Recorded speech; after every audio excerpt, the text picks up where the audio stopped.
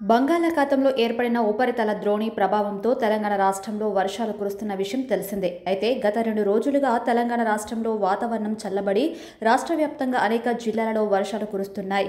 మియాపూర్, చందానగర్ పరిసర ప్రాంతాల్లో తేలికపాటి వర్షం కురిసింది. ఇక గ్రేటర్ హైదరాబాద్లోనూ వర్షాలు కురుస్తున్న పరిస్థితి నెలకొంది. అయితే తాజాగా మరోమారు వాతావరణ శాఖ తెలంగాణ రాష్ట్రానికి రెయిన్ అలర్ట్ జారీ చేసింది.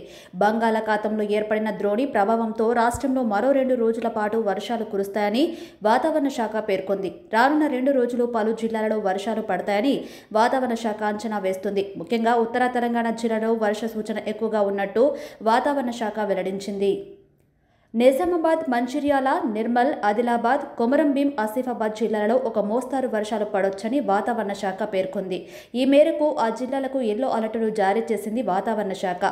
ఈ జిల్లాలలో ఉరుములు, మెరుపులు, ఈదురుగాలులతో కూడిన వర్షాలు పడే అవకాశం ఉందని, పిడుగులు పడే అవకాశం ఉందని వాతావరణ శాఖ పేర్కొంది. అందుకే ప్రతి ఒక్కరూ జాగ్రత్తగా ఉండాలని హెచ్చరికలు జారీ చేసింది. ఇక మరోవైపు హైదరాబాద్లోనూ అనేక ప్రాంతాలలో వర్షాలు పడే అవకాశం ఉందని ఐఎండీ హెచ్చరికలు జారీ చేసింది.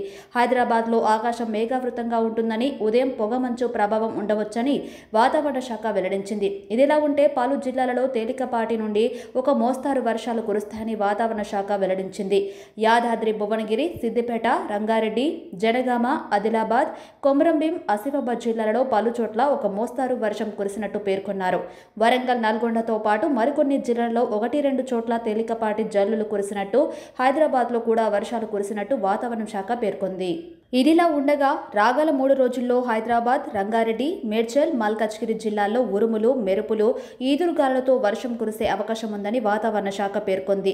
ఈ మేరకు ఎల్లో అలర్ట్ను జారీ చేసింది. సాధారణంగా ఆకాశం మేఘావృతమై ఉంటుందని, పలు చోట్ల తేలికపాటి జల్లులు కురిసే అవకాశాలున్నాయని తెలిపింది.